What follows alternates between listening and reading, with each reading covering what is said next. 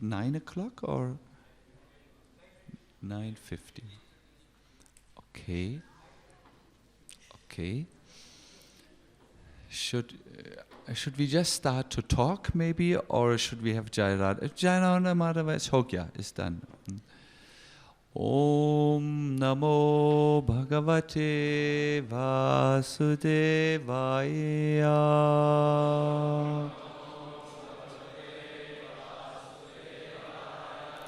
Om Namo Bhagavate Vasudevaya.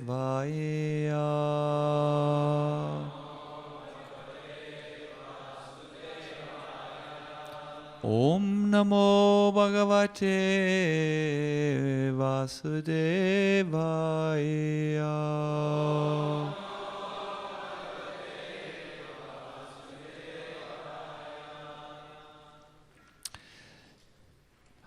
Hare Krishna.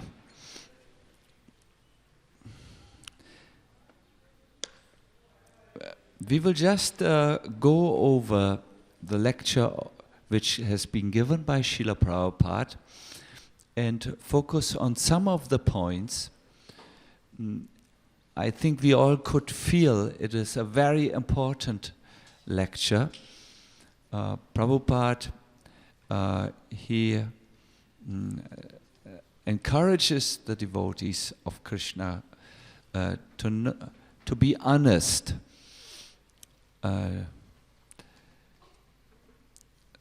They should not be one thing to the outside and secretly do something else in the inside, in the private life. That is not appreciated in Krishna consciousness, because after all we are dealing with Krishna. In the beginning, Srila Prabhupada said, why, when you deal with Krishna, you must be pure and you must be honest. Srila Prabhupada quotes 2 verses. He says, Param Brahma, Parang Dhama, Pavitram, this word comes, Paramang Bhavan. Krishna, you are the supreme Brahman. And Pavitram Paramang Bhavan, you are the supreme pure. So nobody can approach Krishna who is not pure himself. Just like only someone who is fire, that is another example, can enter fire. The same way, only a pure person can approach the supreme pure. And he quotes another verse, Yesham tvantagatam papang, one who is free from all contaminations of sinful activities. Such a person, without doubt and duality, can fix up his mind in Krishna and become Krishna conscious. So these 2 verses in the Bhagavad Gita tell us that you must be pure in body and in your life. This is the explanation which we have been given. Now, the greatest attachment which the conditioned soul has is, of course, the physical or sexual attraction. Prabhupada writes about this or speaks about this attraction. He says it is natural, and he says sex life is not forbidden in this movement, but hypocrisy is forbidden. If you become a hypocrite, then there is nowhere to go. And he gave the example of Chota Haridas. You remember, Chota Haridas was a brahmachari, but once when Chaitanya Mahaprabhu was going to pay to take a meal, he was going to an elderly lady to beg some rice. And Prabhupada said there was also a young woman present, and he glanced, Chota Haridas glanced with lustful feelings towards her. I believe when we are in the movement for Krishna consciousness and we are dealing with so many women and so many, and women deal with so many men, sometimes it may happen to us that we also glance in an inappropriate way towards women, and when we are women, we may glance in an inappropriate way towards men. This is happening. Now, Chaitanya Mahaprabhu was so strict that he didn't accept this. He, just on the basis of Junior Haridas looking one time lustfully towards a woman, he was rejected. By that standard, all of us do not have very good chances in Chaitanya Mahaprabhu. Chaitanya Mahaprabhu also wanted his devotees to chant 64 rounds. By that standard, but Prabhupada says that Chaitanya Mahaprabhu is also known as Patita Pavana, the savior of the fallen souls. It is not a reason that we should not try our utmost best to be pure. The fact that Chaitanya Mahaprabhu is so merciful does not mean that we should exploit his mercy and do our nonsense. But when sometimes a devotee may look in the wrong way, he should correct that immediately. But Lord Chaitanya, if he tries, he will listen to Nityananda and Srila Prabhupada and say, he's trying, you please excuse. So no one should commit suicide if it happens that there is some inappropriate glance. But we should not be a hypocrite. If there is a desire for marriage or for women, then that can be, there is the Grihastha ashram, and brahmacharis should consult superior devotees, and then some decision can be made. The main point is of Srila Prabhupada that we want to approach Krishna. We want to become Krishna conscious. We want to stop the struggle for existence, that is the repeated birth and death. And in order to avoid the struggle for existence, in order to avoid another birth, material opulence and material sense gratification is not very good. Srila Prabhupada gave at another time the example, if you want to row a boat over a river, then you must take out the anchor and place it into the boat so that the boat can move very nicely across the river. So if you want to cross the ocean of samsara, if you want to go back home, back to Godhead, then either you are a brahmachari or a grihastha, you must avoid sense gratification.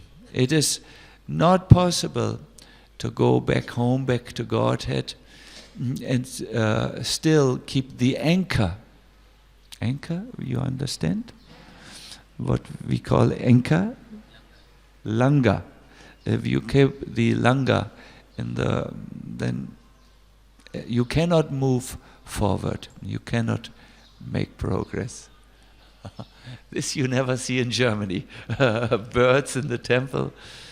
These are great devotees, most probably. Hare Krishna. Pigeon devotees. They will do everything, the pigeons. No rules and regulations, even in the temple.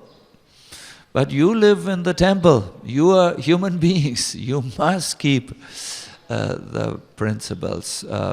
You must learn this.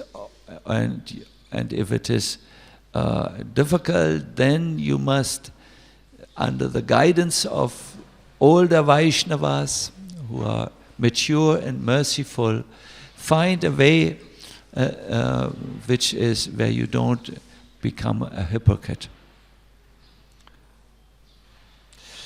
Prabhupada asked this very important question, like, no one wants to die, and therefore we struggle. And he gives this example of this man who was approached by Lord Yamaraj. His death came, and in order to avoid the death, he thought, let me put such bad smell on me that Yamaraj will go away.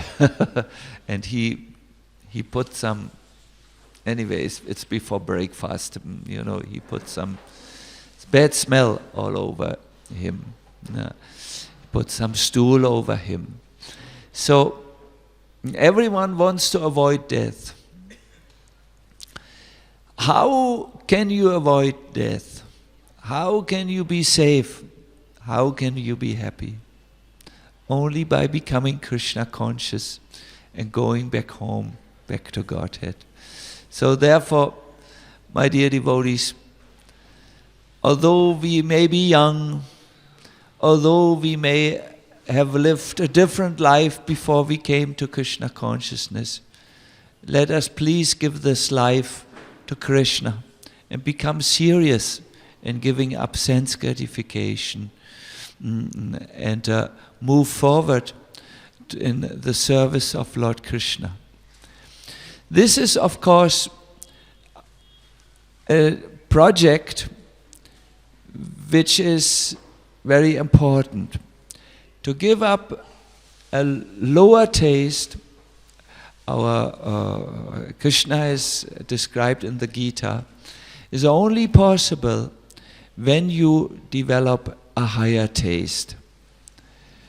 This higher taste is the taste in Krishna consciousness. If you do not develop a higher taste, then this lower taste, this material attachment, will give you trouble. And this developing of a higher taste is only possible by the mercy, by the blessings of Srimati Radharani, Shri Krishna, Guru Maharaj, so on.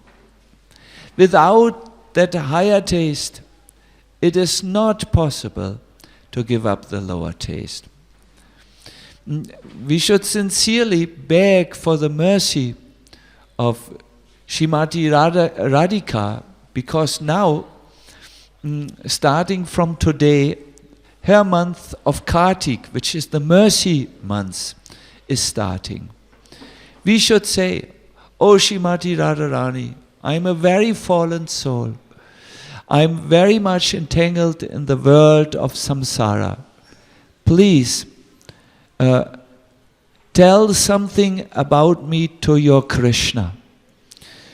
And then Srimati Radharani, this is what Prabhupada has said in London, will say, "Oh Krishna, here is a very nice devotee. He's in Delhi. He is Mohan Rupa. He is Mukunda Datta. He is Mahamantra. He is Krishna Priya. Please, Krishna, look with mercy to this devotee. He is nice devotee. Radharani will say, he is better devotee than me. Ha ha, Radharani. And then Krishna will give full mercy. And by the mercy of Krishna, what is difficult becomes easy. On our own strength, it is not possible. But by the mercy of Guru and by the mercy of Krishna, a lame man can walk over the mountain, a blind man can see the stars in the night, and a fool can speak very nicely about Krishna, all by the mercy of Guru and also by the mercy of Madhava, of Krishna. No? This month of Kartik is coming, and it is our great hope. I will end with a very nice story which I heard. Some of you may know this story, but I believe the detail of this story will give great happiness to your heart. Once there was one very good devotee, Brahmin. His name was Arjunacharya. He lived in a little house with his wife, and they were Brahmins. They were very poor. They had only one good cloth which they shared. When Arjunacharya went out, he took that good cloth, and when his wife went out, she took that cloth, wrapped herself in the cloth, and went out. They were so poor. They were not properly dressed. They were so poor.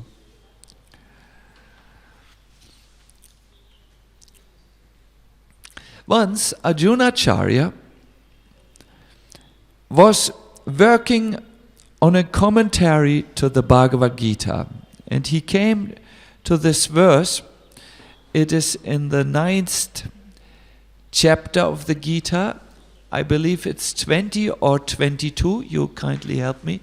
Ananyas chintayantumang. 22. It is 9:22. Ananyas chintayantumang ye jana payupasate tesham nitya bhyuktanam yoga kshemam vahamyaham. In English, this verse says, those who concentrate their mind on me and serve me, I maintain what they have, and I carry what they require, what they need. Vahami means I carry. So Arjunacharya was working on the Gita, and he thought, oh no, it says here, I carry. Materialistic people will exploit Krishna and will make him their milkman. Milkman carries milk. Or their sabji wala, who brings sabji. People will exploit Krishna. This is not good. And he made 3 lines on Vahami, crossing Vahami, and wrote Karom Yaham. I will arrange that somehow they get what they need, but I will not come personally and carry. That was the idea. So Arjunacharya felt difficult, felt hunger at that time, and went to his wife and said, can you cook something, Devi? And she went to where the supplies were, but there was nothing there because they were so poor. And she said, oh, my dear husband, there's nothing there. I can cook no sabji today. I will go now. No, said Arjunacharya. I will go and I will beg some supplies, and then I come back, and then we cook some rice and some sabji. So you give me the good cloth. So she brought the good cloth, and Arjunacharya put a nice a dhoti, not nice, normal dhoti, not like your very expensive daily dhoti, but just some lungi. And he went for begging. After some time, the wife heard knocking at the door. And she said, "Oh no, I cannot open. I am not properly dressed. Who are you?" And the voice of a boy came back and said, "Oh Maya, I have come to bring some sabjis, some supplies, some ghee. Your husband knows me. No need to be shy." So she just very carefully, in some little way, covered herself, opened the door, and she saw a little boy. Oh, so beautiful little boy, with locks of hair, red lips, eyes, but not normal eyes, very big eyes, and so sweet and so delicate. Yellow dhoti, very dark body, and next to him was another little boy, white complexion.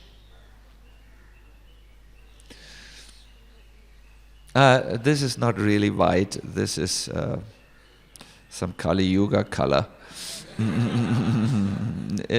It looked like a crystal, very white, crystal. "Oh, who are you?" "Oh, we are known to your husband, but your husband is very cruel man. Very cruel man. We are bringing this supply." "Oh, I will quickly cook something, and then you stay, and you will also have something." No, we better run quickly. Unless if your husband comes back, he will beat us. He's so cruel, very bad character, very.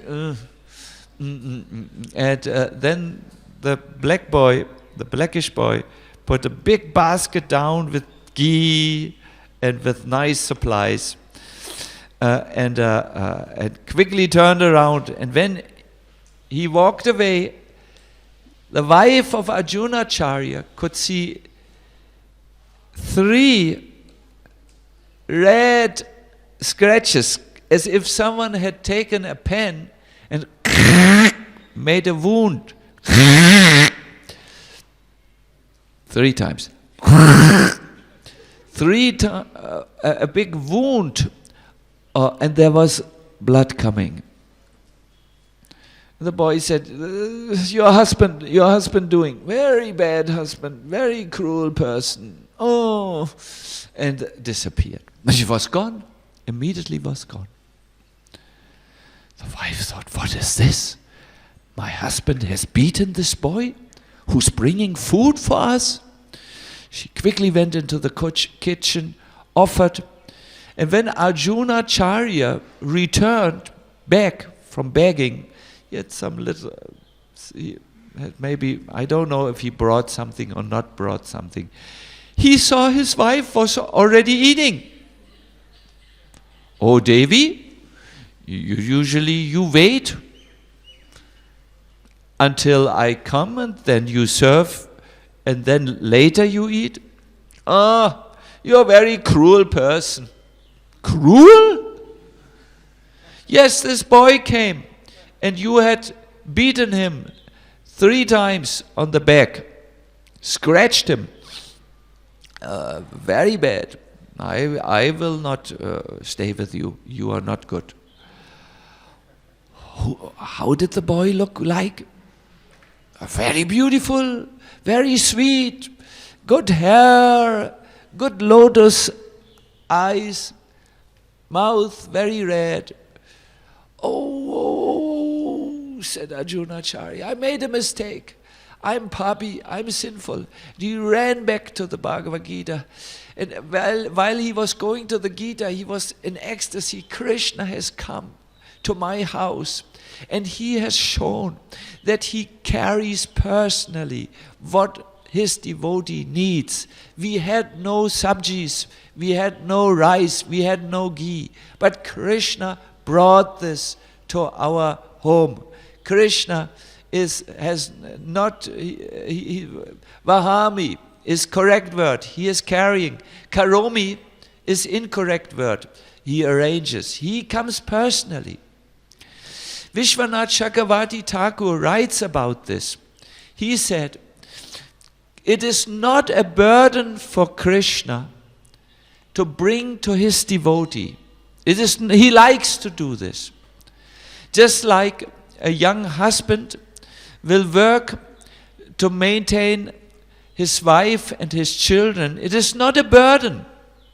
One child eats so much in German, or dollars, $250,000 each child eats.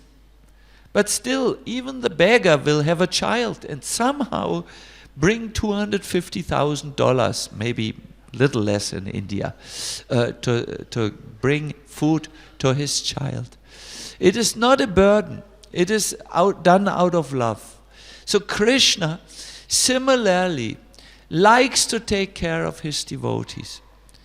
So when you are asked to give up sense gratification as a devotee, when you are asked to approach Krishna purely, don't think Krishna is not there. Don't think Krishna will not take care of you. Krishna will take care more of you than you can imagine. Because he is Krishna. He is Bhakta Vatsala. He is Patita Pavana. When he comes as Gauranga Mahaprabhu, he will be there to take care. You only must learn one little secret. When you feel lonely, when you feel, oh, I have given this life to Krishna, and now I'm living with these people and they don't really love me. Or if you feel, oh, I have to get up so early, I'm so young, I like to sleep, why should I give? You should, at that time when you feel some misery, some difficulty, go before the deity and pray to Krishna. Oh my dear Lord Krishna, you have shown how you take care of your devotees. You came personally to the house of Arjunacharya and you brought the sabjis and the ghee. So I also turn now in my misery to you, Krishna. I am a brahmachari, I am young, I am a grihastha, I am old. I'm a sannyasi, I'm super old. You kindly, I am giving everything to you. Please accept me. Please accept me. Please accept me. We have no other prayer than to be accepted by Krishna. And when someone is accepted by Krishna, then this burden of controlling the senses, the burden of giving 24 hours service to Krishna becomes something easy. It is not difficult. Out of love, you can do these things. Out of force, very difficult.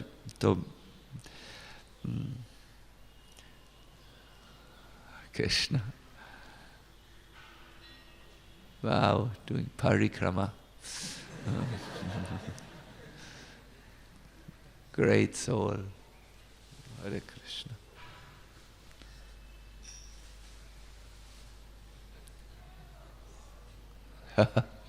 Great soul. Oh, taking shelter with Prabhupada. Wonderful. That's best place to stay. So, I want to encourage you. All of you are very serious Vaishnavas, I know, because you are keeping this wonderful temple here. And when I was flying from Munich to Delhi, I met one steward, and he asked, in the airplane, he asked, "Oh, you are Hare Krishna, Hare Rama?" I said, "Yes, I'm Hare Krishna. I'm a devotee of Krishna. I go to your temple in Greater Kailash." "Oh," I said, "how often do you go?" "Whenever I come back from my airplane seva, my airplane activity, airplane job, I go and take darshan." It's a very nice temple. Soon, I think, because you have such nice temple, all of India will become a Hare Krishna, Hare Ram. So I thought, you do such nice service here to maintain this temple in the capital city of Delhi. And I've heard that our Gopal Krishna Maharaj, very dear servant of Srila Prabhupada, wants to open many temples in Delhi, and we have already many temples. I know in, please help me, Punjabi Bagh we have a temple, and we want to build a temple. Then Dwaraka, big temple is coming. Noida, Rohini, so many temples. It's coming by the service of the devotees in New Delhi. You do a wonderful service. Please do your Kartik Vrata. Yesterday, for those of you who could not attend because they had other services, we read from Shastra that if someone observes the month of Kartik, then Krishna gives something which he rarely gives. He gives material happiness to those karmis who want to have karma benefit. He gives moksha to the jnanis, but he very rarely gives even to his servants one precious thing. The verse actually says he gives to his servants if they ask moksha and material happiness, but very rarely he gives bhakti. Because those who were yesterday in the class, why does Krishna not give bhakti so easily? He's controlled by bhakti. No? And he doesn't want to give it to everyone who will misuse it. But anyone who follows the month of Kartik, Krishna very easily gives pure bhakti. And the simplest way to practice the Kartik Vrata is to offer every day lamp. Will you do this? Please don't forget, every day, even if you are out, you're preaching, then you go to the people where you preach and say, the month of Kartik is there, let us all offer a lamp, and you show them, you instruct them how to just quickly cleanse with some pure water, their hands, put a drop of water on their head, and then they can offer a lamp to Lord Damodar. You can instruct them how to do, and they will very nicely do this. They will like to do it. In Dubai, devotees go out and have Damodar artiks at the houses of other Indian people. So even if you're preaching, you can say, let everything stop, let us offer the lamp. They will appreciate you very much if you tell them that this is the month of Kartik and this is done. Right, I want to ask you for a little blessing. I'm now going with the devotees from Switzerland and from from Bosnia. We are going to Vrindavan. We want to follow the month of Kartik and do our devotional service there. So you kindly bless us that we may please Srimati Radharani and Shri Krishna and Srila Prabhupada with our efforts to bless them. And I'm very grateful to be here.